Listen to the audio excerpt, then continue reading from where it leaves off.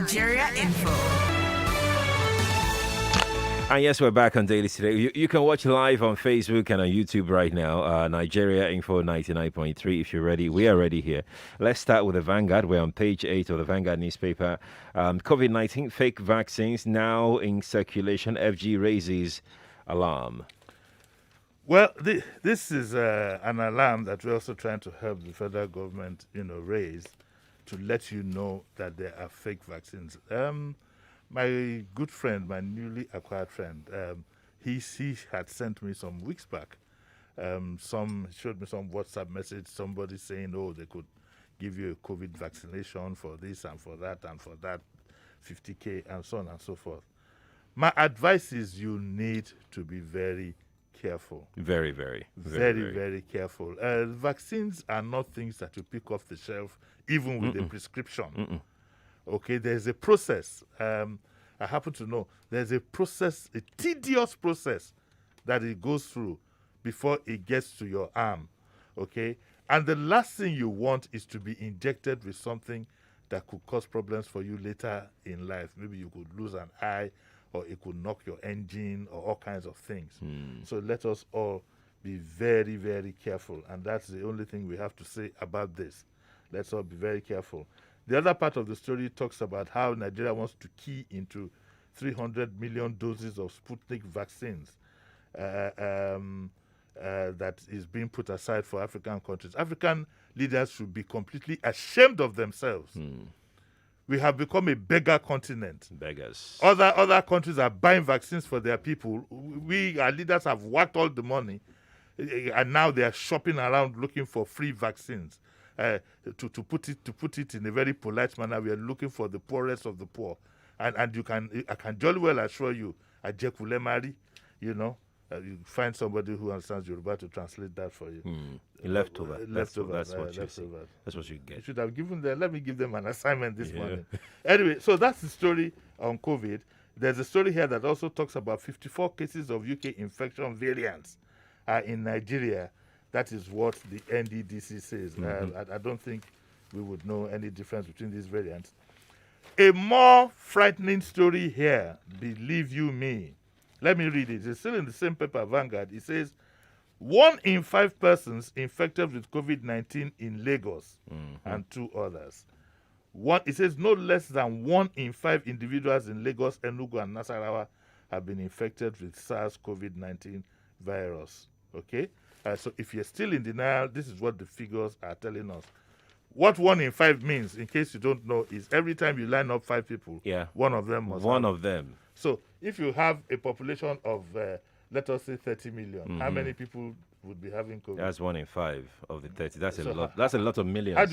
So what is the figure? I don't know. You don't know. Neither do I. maybe. Okay. I'm very bad with the arithmetic. That's a big arithmetic. That's a big. I think if you can solve it for us, send us a message on WhatsApp. If the population is 30 billion, and I think the first person to send it, I will Roger the person. Roger. If you can send it, send it on Facebook and on YouTube. The very first one. The very first correct one. How are we going to know that the person is correct? We don't know. No, we can do the calculation. Philip will know now. Philip will do the calculation. Philip will do. He might even win the 5K himself. Okay, there you go. Keep that coming in. Let's stay with Vanguard, Jimmy. Let's stay with Vanguard. On page 10 of Vanguard, alleged detention. Ondo government MBA bicker over probe of chief judge. Riders, she was not given fair hearing, says MBA. Judges aren't above the law. Ondo government. Yeah, it's a bit disgraceful. And I think that with due respect, maybe the chief judge in other crimes would have stepped aside. Because it's her family matter that has now become a public issue, no matter the circumstances. Okay? It's her family matter that has become... And I do not think that the process that brought about I'm glad that the null prosecution was filed in the case of her brother.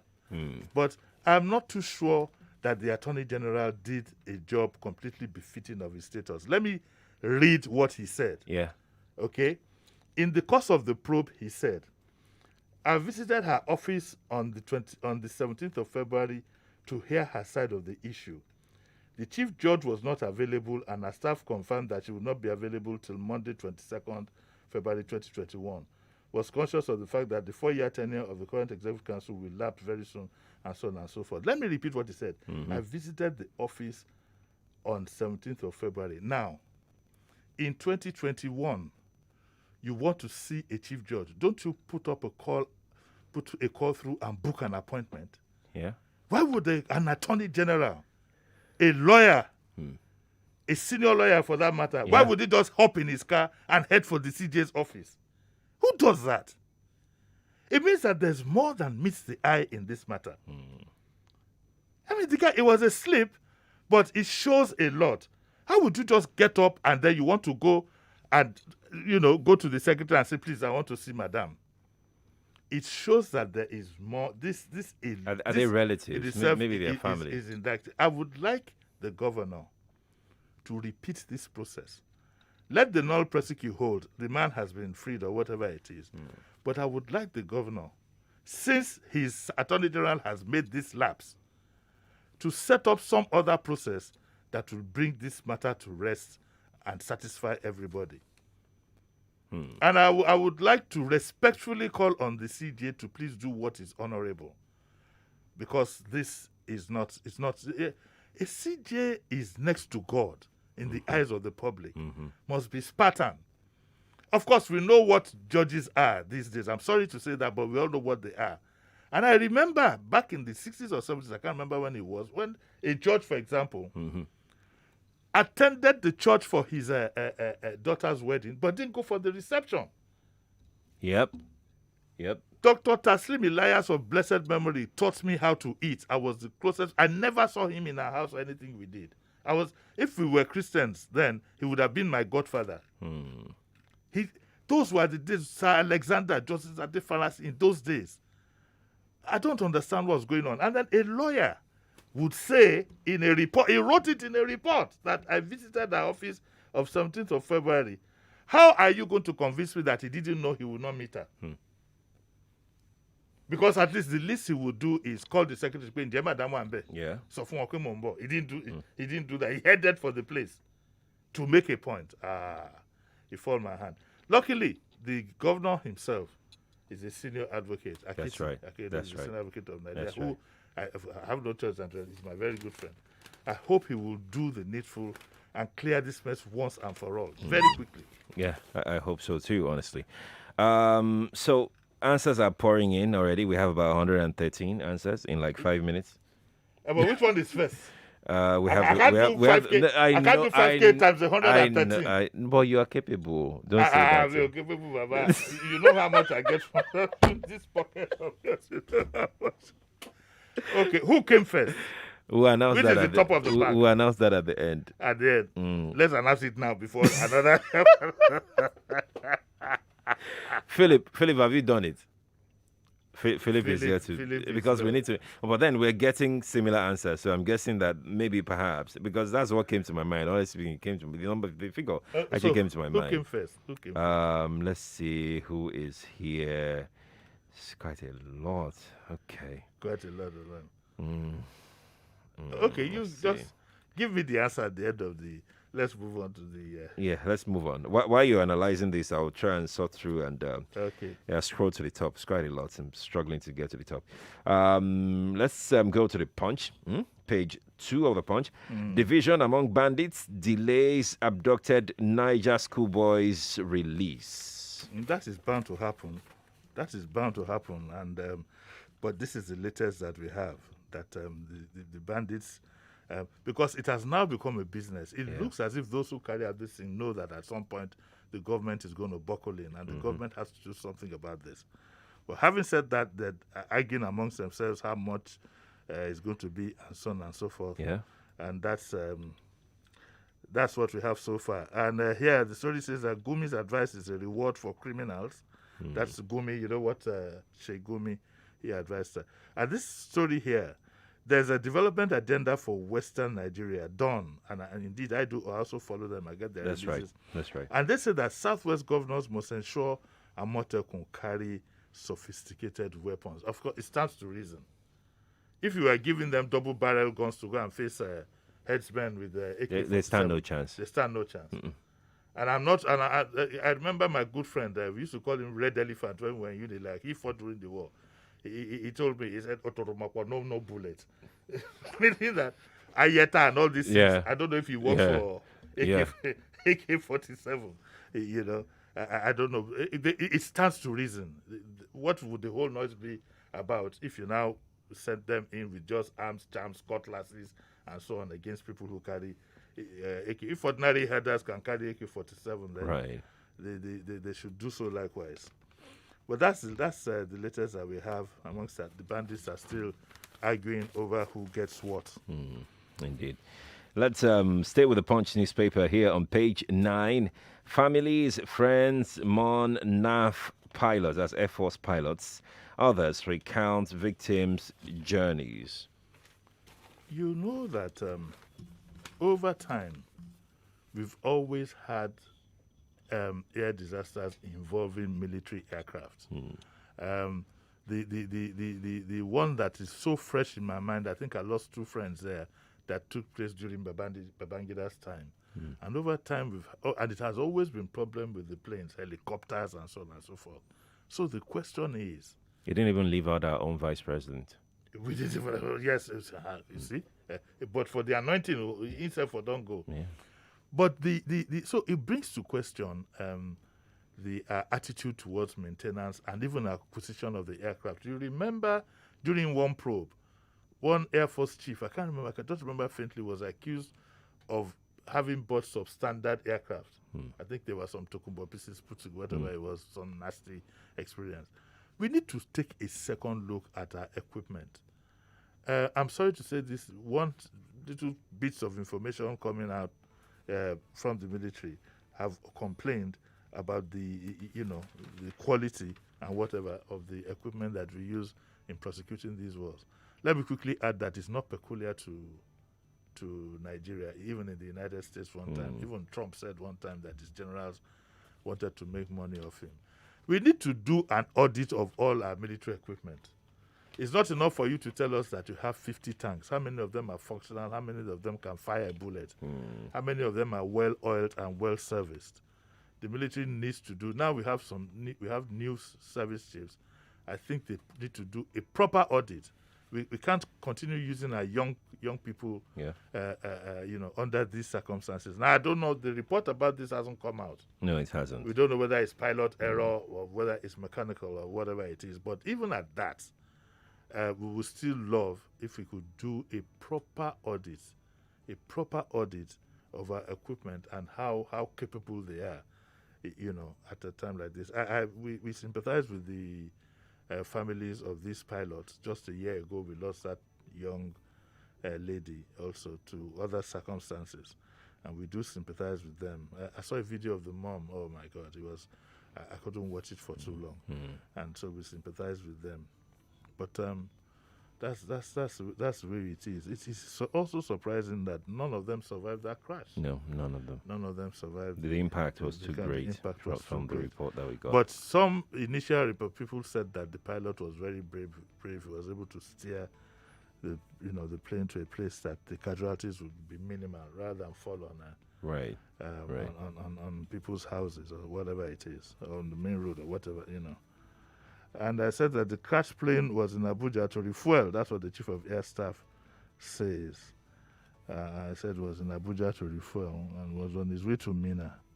And he had reported engine failure before it crashed short of the runway.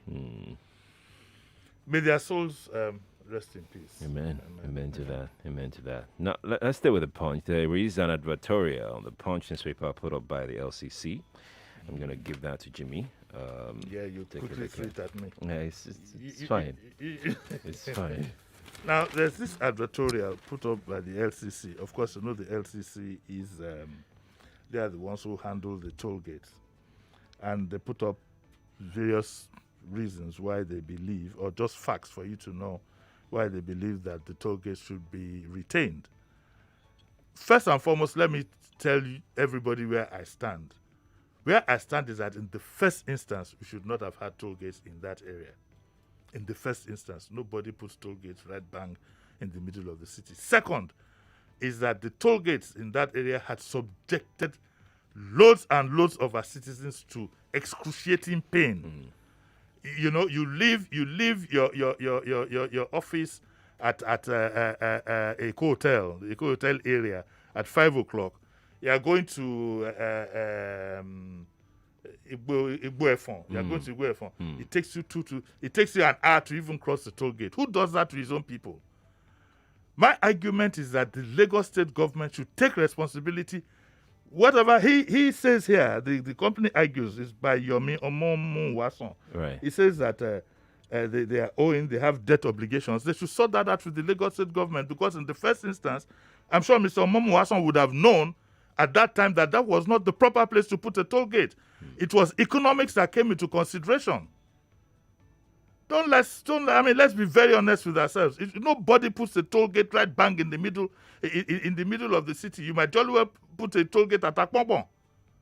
Look from the stretch from there all the way to Ekpe. Look at the various number of people that will ply that road, and you put people through so much, you subject them to so much excruciating pain. Okay, and now that they've seen what it's like without the toll gate, nobody wants to suffer. I'm sorry, this is bad business. You've got bad business. So the Lagos State government should find a way to compensate and subject these people. And it says it's all about toll collection. It says our youth have been misled to believe that the LCC does its collection of tolls. It says it's a falsehood. It says that LCC is solely responsible for the recovery emergency service and 24-hour security patrol along the express road. That is probably debatable. Yes, and it says they are solely responsible for the manpower and operational costs of all the ancillary services. What ancillary services? At no cost to road users. No road, I repeat, no road in Nigeria today offers such. I'm not going to argue with him on that. He says that the Etiosa-Lekki Ekpe Expressway is a world-class road infrastructure of reference in this jurisdiction. Now, who paid for the knockout of all those roundabouts on the road? Yeah. Okay, who paid for the knockout and redesign and who paid for that? That's a question we need to answer here. And then he says that he also talks about the ownership.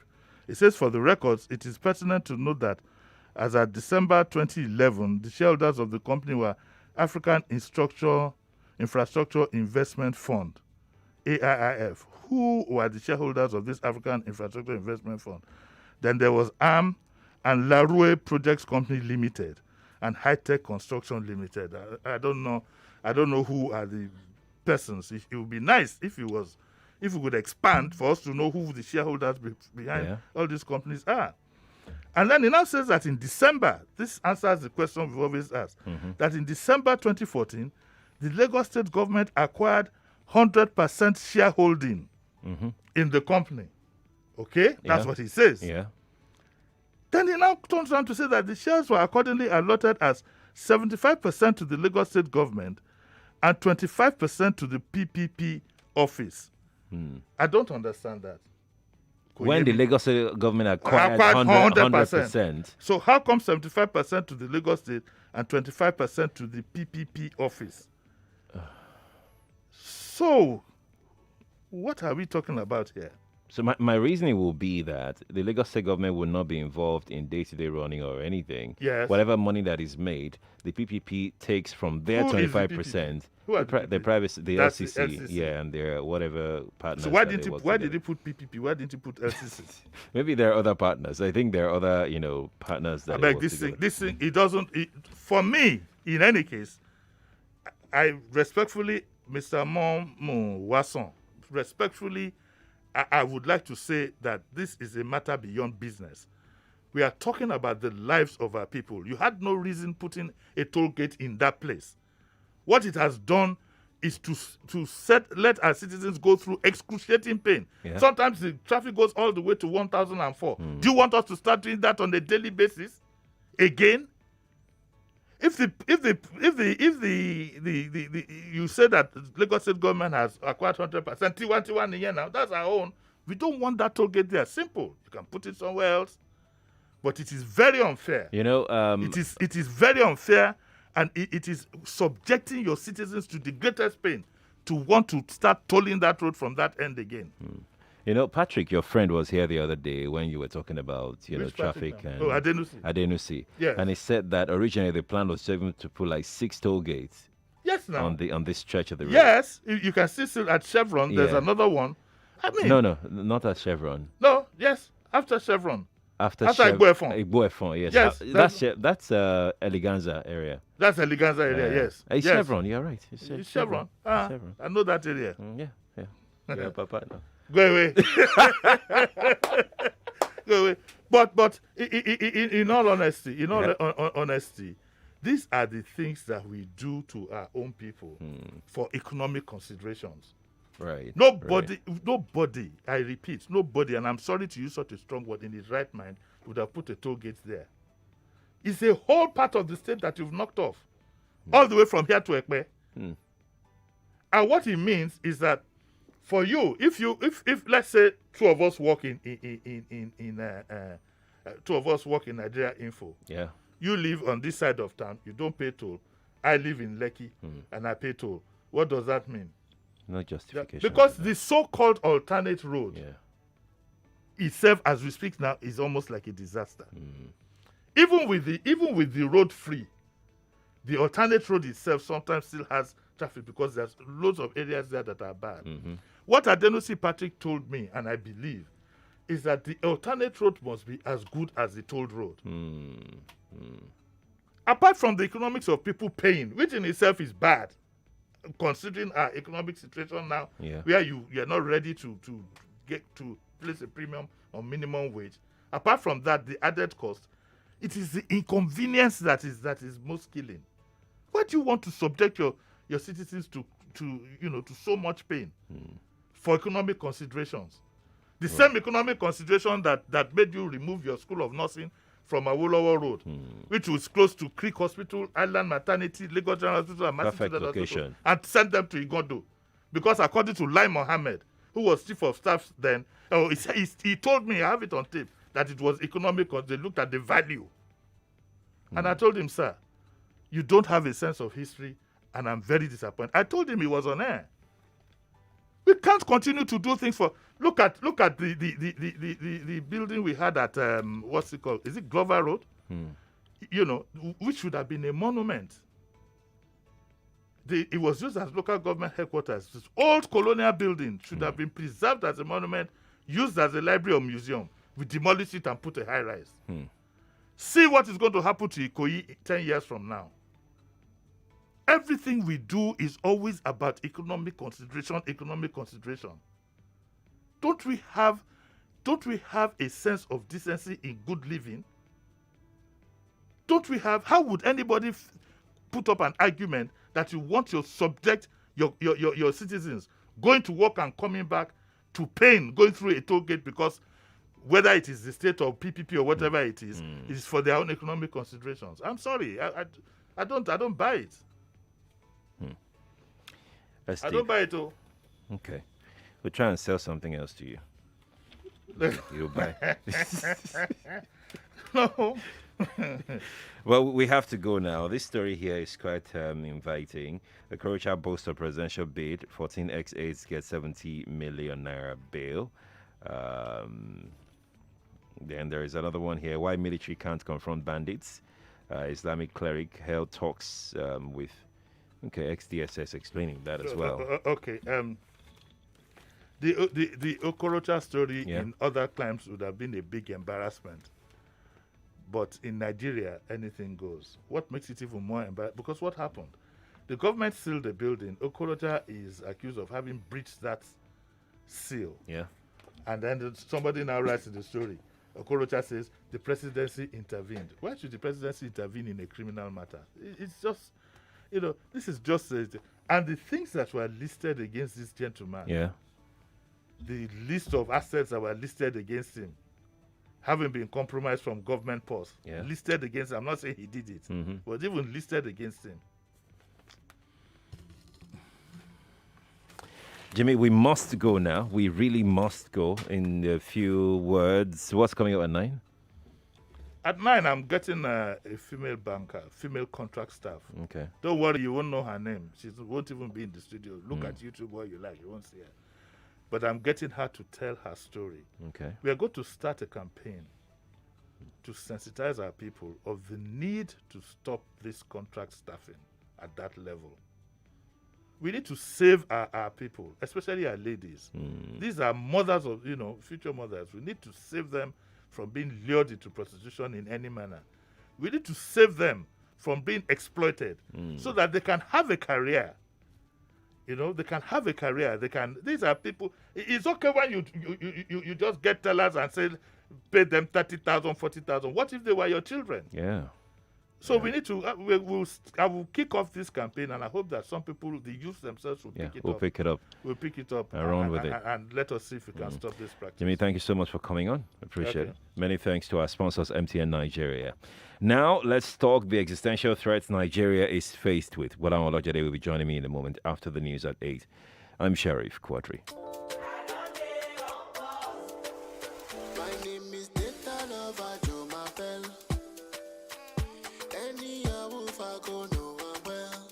99.3 Nigeria Info. We are more than just radio.